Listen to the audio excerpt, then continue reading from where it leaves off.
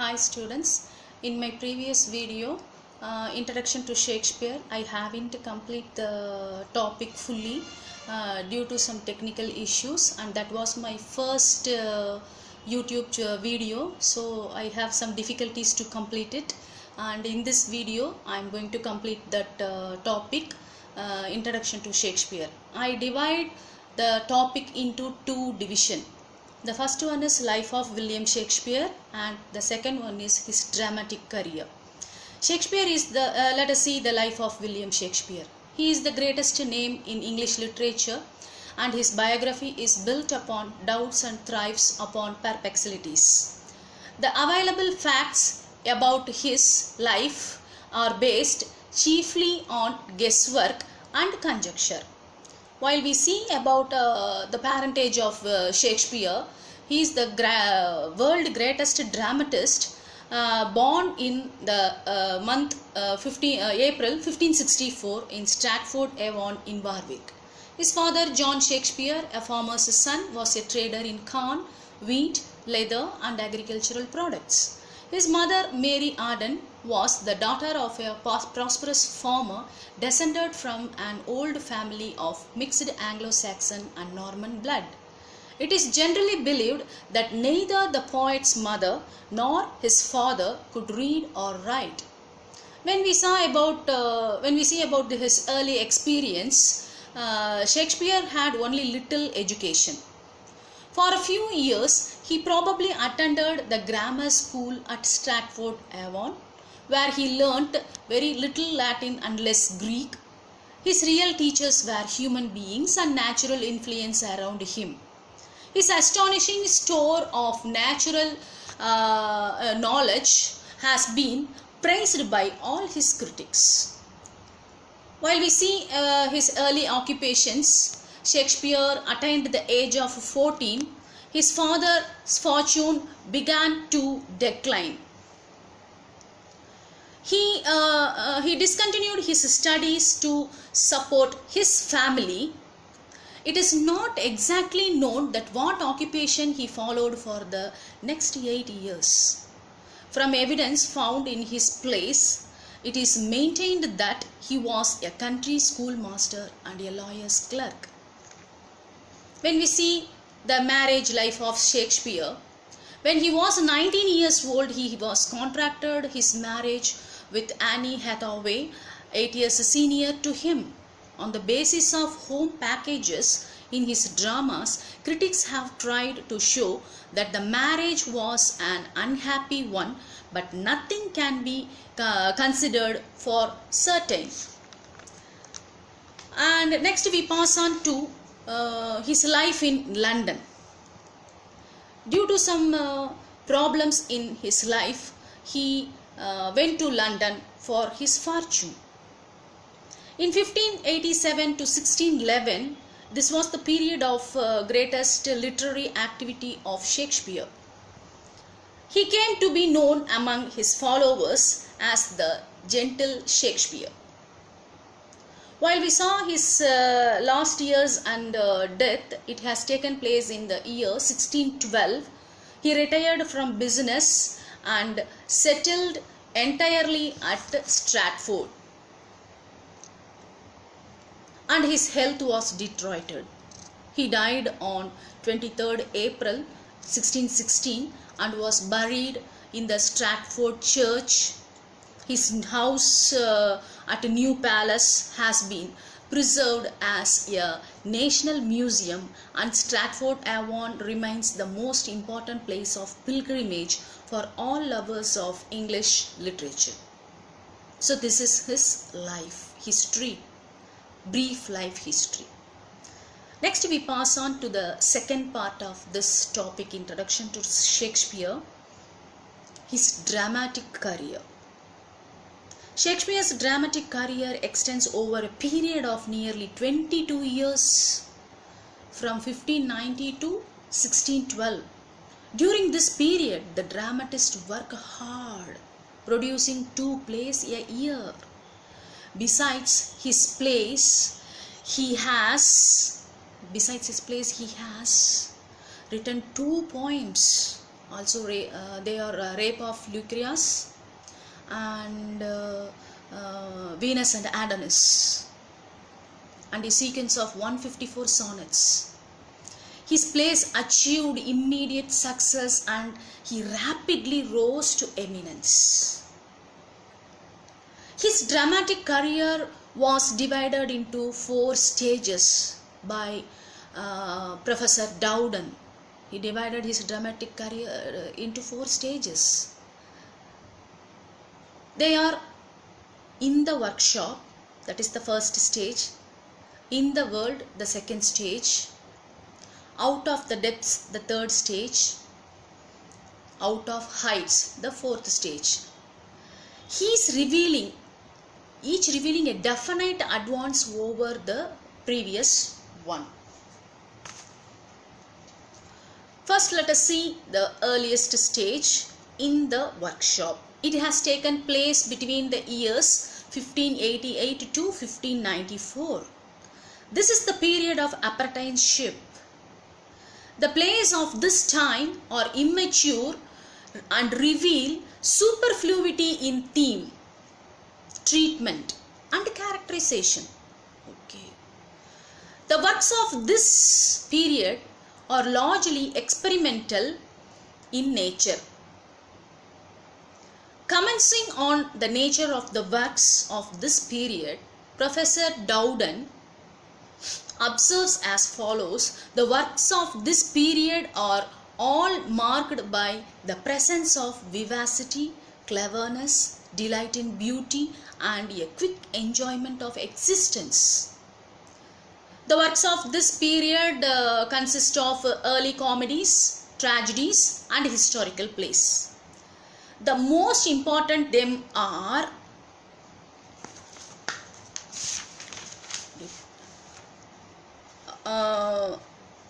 Love's Labour Lost. It is considered to be the first independent and original work of Shakespeare.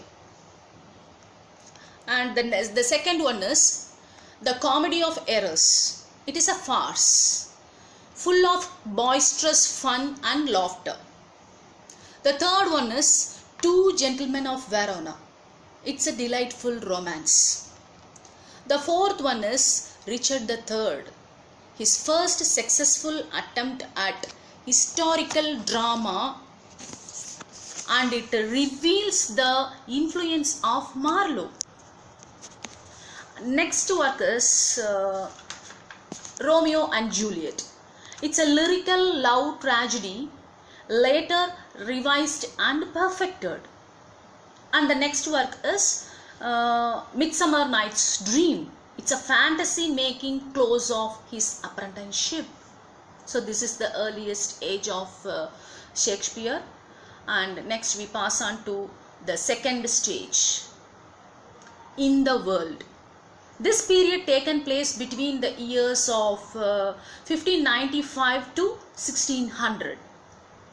During these years, he has faced a lot of experience. In this period, Shakespeare produced mature, joyous comedies and historical plays. The works of this period are entirely original and independent. Shakespeare has declared the use of rhythms, and his blank verse shows greater ease and elasticity. The most important works of this period are the first one, Much Ado About Nothing, a delightful romance with a higher level of wit and humor. The second one is As You Like It and Twelfth Night. These two plays contain a perfect blending of humor and romance, and they are considered as the best comedies of Shakespeare. The next one is Merry Wives of Windsor and Taming of the Shrew. Farcical comedies, largely in the vein of early comedies, yet revealing a maturity of Shakespeare's powers. The next play is The Merchant of Venice. It's a tragic comedy. Next, the historical plays are the Richard II, Henry the IV, and Henry the V. These historical plays unrolled the splendid panorama of the history of the nation before our eyes and revealed the secret springs of human action. So these plays are taken place in the second stage of his dramatic career. Next we pass on to his third stage of his dramatic career, Out of the Depths. This has taken place between the years 1600 to 1608. During these years, dark comedies, 4 great tragedies and the great Roman plays were produced. During this period, and they reveal the depths of his mind and the innermost recesses of human nature. Frustration in love, treachery of some trusted friend, death of his father and son seems to have cast a shadow over him, and these feelings are expressed in the plays of this time. His style is governed by the powerful overflow of thought and passion, and sometimes obscure. The plays of this period may be classified as follows. They are the dark comedies. The dark comedies, All is Well That Ends Well, Measure for Measure, and Troilus and Cressida. These are all the comedies by him, and as they reveal tragic pain and intensity. Roman plays Julius Caesar, Antony and Cleopatra, and Coriolanus. The 4 great tragedies are Hamlet, Macbeth, King Lear, and Othello. They are the 4 greatest tragedies of the world and the supreme creations of Shakespeare. Now let us see the 4th stage of Shakespeare's dramatic career. The 4th stage is On the Heights. 1608. This 4th stage taken place between the years of 1608 to 1612. This last period is the period of great dramatic romantic. Shakespeare was on the heights. He was at the top of the profession and was no longer forced to follow the accepted conventions. He therefore wrote with perfect liberty and cared only to indulge in the whims. The darkness and burden of tragic sufferings has passed away, and the dramatist has acquired perfect serenity of mind. The plays of this period are Pericles, Cymbeline, The Winter's Tale, The Tempest, and Henry the Eighth. So these are all the familiar plays of Shakespeare in On the Heights stage, the final stage of his dramatic career. Let us see Shakespeare as a dramatic artist. Though 300 years have passed since his dramas were written, yet their freshness and appeal is as permanent to the human heart as the glorious Taj Mahal standing on the bank of the Yamuna at Agra. Age cannot with him, nor custom stale his infinite variety. Shakespeare's fame glowed and steadily that he has been considered as the supreme human being, not only of the English race but also of the whole world. The most significant quality which we find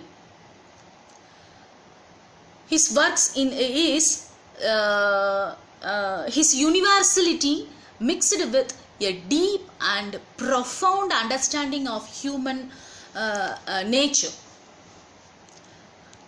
Shakespeare, in the words of Dryden, the man who of all poets had the largest and most comprehensive soul, he was not of an age but of all times. The characters of Shakespeare have a permanent hold in the human mind. Universality of idea and the individuality of characterization are his specialities.